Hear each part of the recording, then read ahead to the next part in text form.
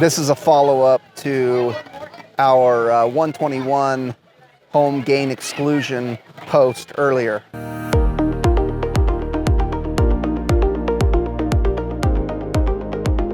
So I'm going to cover a few unusual circumstances or kind of exceptions to the general 121 home exclusion rule. And just to recap, the exclusion rule allows a homeowner to sell their home and then exclude the gain from that home from taxable income for a single person up to $250,000 and for a married couple up to $500,000.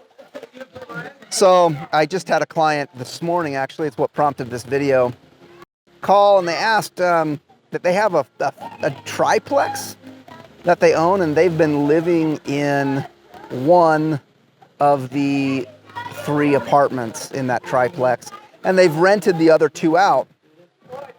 And then they've also only been there for a year, and they're going to sell this triplex. And they wanted to know, are they going to qualify for any exclusion? Now, they're married, and it's a great question. So let's break it down into a couple different parts. One, if you have a rental property and you live in part of the property, can you qualify for the 121 home exclusion? And the answer is yes. And we break that down even further. If you live in a property, let's say you live in a traditional home, and let's say you rent a room out in your house, just a single room. I did this years ago. So if that's the case, then you still qualify for the entire exclusion. In other words, if you live there for 3 years, you rent out one room for 3 years, you can still exclude the gain on the entire home when you sell it. Now, if you live in a triplex like my client, then you have to allocate the amount of gain that is excluded from income. So in his case, he lived in 1/3 of the property.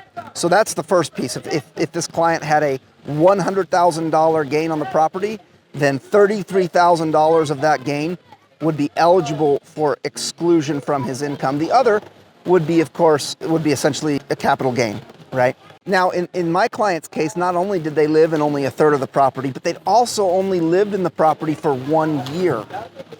And of course, if you watched my previous video, you would know that in order to qualify for exclusion, you have to live in the property for 2 of the last 5 years. He didn't meet the requirement. He only met half of the requirement, and therefore, he gets half the benefit. In their case, they're married. So half the benefit is $250,000. And of course, their entire gain was only $100,000.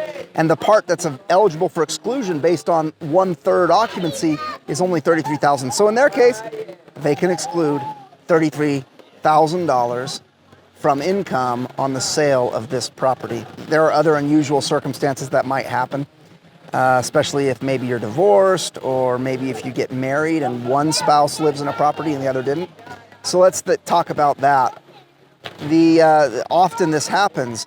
You've got one spouse who maybe has lived in the property for 10 years, and then that spouse gets married, or that person gets married to another spouse, and they have not lived in the property. And after they get married, they decide to sell the home that the first spouse lived in for 10 years. They're not eligible for the $500,000 exclusion that a normal married couple would be, because they both don't meet the requirements. But they are eligible for, at the very least, $250,000 of exclusion based on the residency of the first spouse.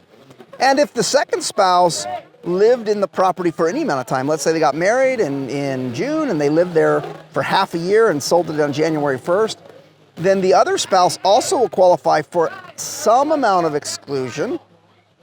In this case, a quarter of their allowable $250,000, because 6 months is 1/4 of 2 years.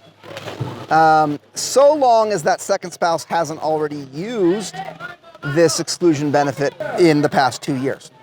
So I hope that helps. Again, you don't have to memorize these rules. I just put this out there so that you know that there's a lot of tax-free money sitting out there in people's homes.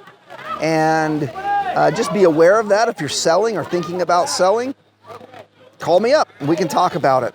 And of course, you might even use the strategy to enrich yourself, right? If you love to move and you like to be in real estate, this is a viable strategy. You could move every 2 years, build a new home, live in it, sell it, get the exclusion, and over the course of your lifetime, you could actually earn a lot of tax-free income. So there's a strategy there as well that a number of people do use.